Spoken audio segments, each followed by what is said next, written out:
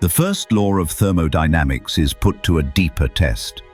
In fusion, fission, radioactive decay, and other fundamental processes, mass is converted into energy. If mass becomes energy, does energy conservation still hold? Relativity introduces mass-energy equivalence in both directions, raising a deeper question about what is truly conserved. To understand why this view matters, we must return to what the first law actually states. The first law of thermodynamics is one of the pillars that make the universe intelligible. It tells us that energy is never created or lost, only transformed, as physical processes follow strict constraints and change is not arbitrary. But this law was formulated within a classical view of nature, before the full implications of relativistic physics were known.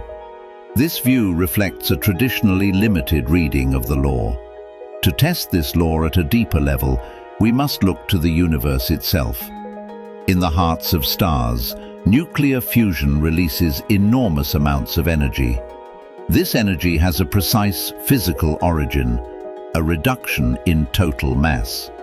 The same pattern appears in nuclear fission, where energy is released and the combined mass of the products is smaller than the mass before the reaction. Radioactive decay follows the same rule.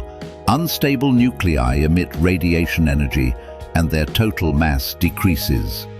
In matter-antimatter annihilation, mass no longer exists in material form and is converted almost entirely into radiation energy.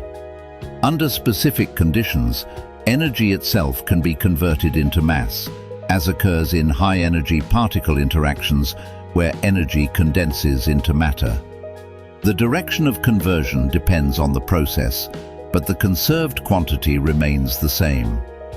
In ordinary physical processes, energy is transferred without nuclear transformation. When energy is transferred to a system, its mass increases. When energy is transferred away from the system, its mass decreases.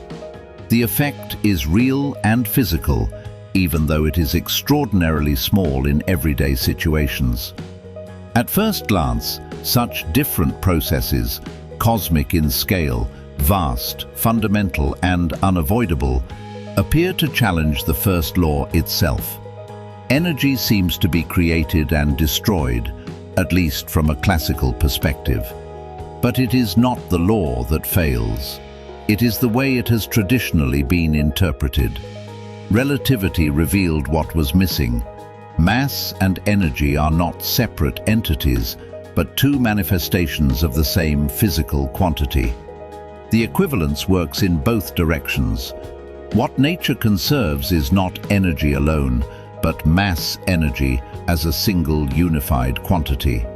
In any physical system, no transfer of energy occurs without a corresponding change in mass, and no change in mass occurs without an equivalent transfer of energy. That is why the traditional form of the first law is incomplete, and how it is completed once mass-energy equivalence is taken into account.